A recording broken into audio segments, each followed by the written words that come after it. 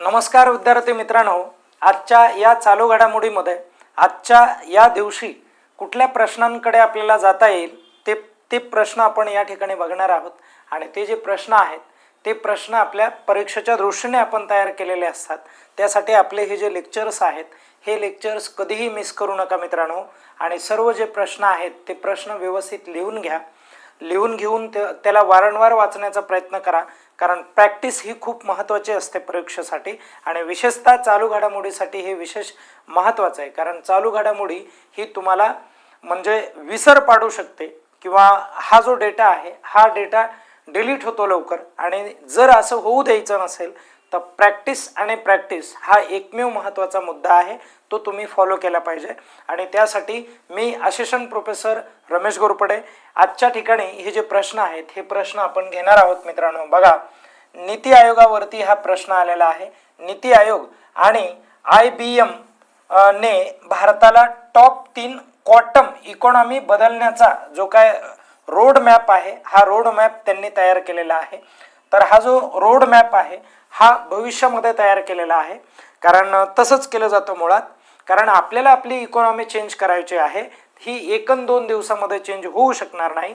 त्यासाठी एक road map एक आपल्याला पाथ ठरवावा लागतो। तर ते कोणत्या वर्षापर्यंत आपण अशा पद्धतीने आपली टॉप 3 तिसऱ्या क्रमांकाची जी काही इकॉनॉमी ही इकॉनॉमी आपण बनवणार आहोत। तर त्यासाठी वर्ष त्यांनी डिसाईड केलेलं आहे 2047 आहे मित्रांनो, हे लक्षात घ्या। आता 2047 मध्ये आम्ही अमुक प्रगती करू, आम्ही तमुक प्रगती करू, हे एकदम म्हणजे मला तरी वाटतं की या भुसात गोळ्या मारल्यासारखं आहे। कारण मुळात कसं असतं की देशाचा म्हणजे ज्या वेळेस राजकारणाच्या माध्यमातून असा एखादा मुद्दा मांडला जातो की आम्ही येणाऱ्या 50 वर्षामध्ये हे करणार आहोत ते करणार आहोत, मग आता काय 50 वर्ष त्यांनाच ठेवायचं सत्तेवर, हाही महत्त्वाचा मुद्दा आहे ना। तुम्ही प्रेझेंटमध्ये काय करतात हे खूप गरजेचं आहे। परंतु परीक्षेच्या दृष्टीने आपल्याला विचार करायचा असेल तर आपल्याला पॉझिटिव्ह राहणं खूप गरजेचं असतं। कारण अभ्यास आपण एक अधिकारी म्हणून करत आहोत, आणि अधिकारी म्हणून जेव्हा आपण अभ्यास करतो तेव्हा आपल्याला हे जे उपक्रम आहेत हे आपण स्वतः बनवतो, आणि तेव्हा ते राजकारणी लोकांना आपण समजावून सांगतो। म्हणून ते आपण पॉझिटिव्हली घेणं खूप गरजेचं आहे, बरोबर। आता आपण पुढे जाऊयात। नंतर बघा मित्रांनो काय आहे, तर 9वी आणि 12वी या वर्गाच्या विद्यार्थ्यांसाठी मुख्यमंत्री भारत दर्शन ही जी योजना आहे किंवा हा जो उपक्रम आहे हा उपक्रम कोणत्या राज्याने राबवलेला आहे, तर हा उपक्रम बिहार या राज्याने राबवलेला आहे। त्यांना या योजनेच्या माध्यमातून असं करायचं आहे की 10वी आणि 12वीच्या विद्यार्थ्यांना त्यांच्या शैक्षणिक सत्रामध्ये किंवा त्यांच्या शिक्षणामध्ये मदत व्हावी, त्यांचा विकास व्हावा, यासाठी अशा प्रकारची योजना जी आहे ती या राज्याने लॉन्च केलेली।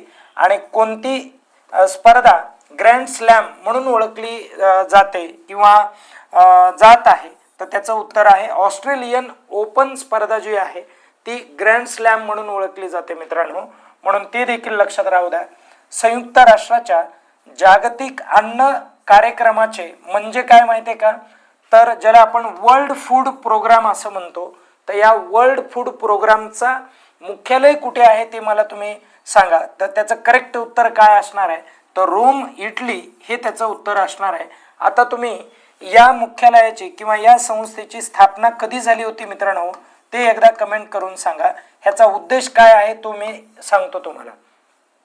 जागतिक पातळीवरती अन्नाची जी काही क्वालिटी आहे किंवा पोषण आहार जो आहे हा पोषण आहार लोकांना मिळावा, आणि त्यातली त्यात बालकांना मिळावा, जेणेकरून कुपोषणाचे किंवा या निगडीत जे काय असणारे आजार आहेत ते आजार आपल्याला कमी करता येतील, असा हा खूप महत्त्वाचा किंवा दूरगामी जो काय उद्देश आहे तो उद्देश या संस्थेचा राहिलेला आहे। युनायटेड नेशनचीच बॉडी आहे मित्रांनो। पुढे जाऊयात आपण। बघा, शेतीमध्ये सौर ऊर्जाच्या वापरात कोणते राज्य अव्वल स्थानावरती आहे, तर त्याचं करेक्ट उत्तर आहे महाराष्ट्र। म्हणून हा प्रश्न पडेल तुम्हाला। महाराष्ट्र हे जे राज्य आहे हे राज्य सौर ऊर्जामध्ये पहिल्या क्रमांकाचं राज्य आहे मित्रांनो, हे लक्षात राहू द्या। आपल्याला महाराष्ट्र राज्य हे कोणत्या अँगलने प्रोग्रेस करत आहे या अँगलने आपल्याला अभ्यास करावा लागतो, किंवा त्याच्या संदर्भामधल्या ज्या काही योजना आहेत त्या योजना आपल्याला लक्षात ठेवाव्या लागतात। आता बघा, फ्री वायफाय देणारी महाराष्ट्रातली पहिली महानगरपालिका कोणती आहे? महाराष्ट्रातली पहिलीच महानगरपालिका आहे की ज्या महानगरपालिकेने तिच्या कार्यक्षेत्रामध्ये फ्री वायफाय दिलेला आहे.